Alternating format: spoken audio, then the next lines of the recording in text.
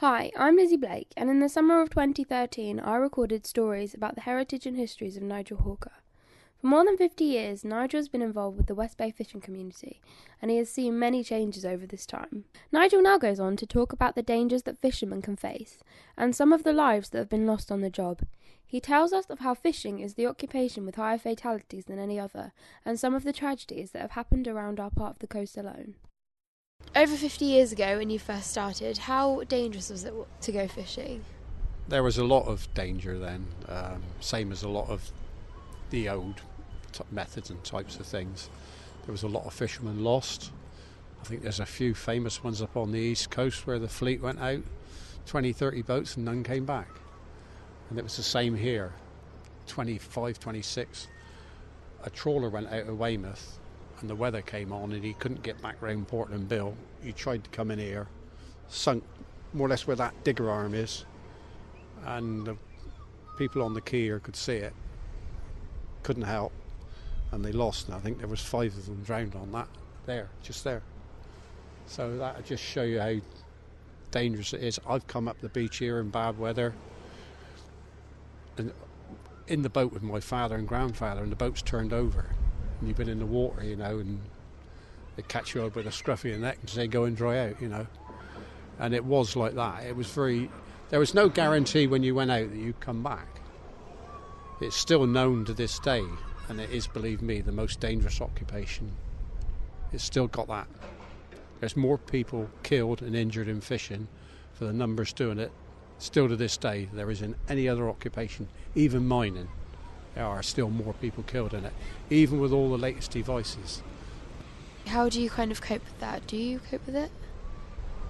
You try to. You never think when you go out that you're going to be the one that's not going to come back. But ultimately, some of them are. You just try to do your best and help the people that's left behind, That's about all you can do. So is the West Bay fishing community a tight one of friendship?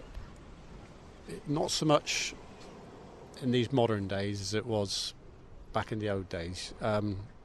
If we talk about the seine crews on the beach, there was probably 3, maybe 4 here, 1 at Ypres, and every other little place, Seatown to the west, and up through that way. There was probably 20 along the Chesil going this way. And although you were all rivals, if any of you got into trouble, the other ones would help you.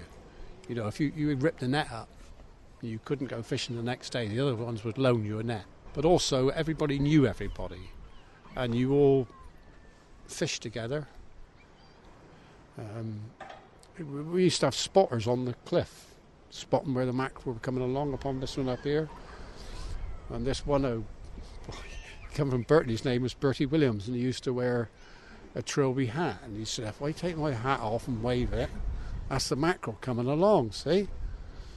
And this one day, he pointed the direction to shoot, to the west to the east. So you shoot the net that way or that way. We done it different the way he wanted us to do it. He got so angry, we could see him from here. He threw his hat on the floor and jumped up and down on it, To which we were all laughing that much that we couldn't catch the mackerel because we were laughing at his antics up on the cliff.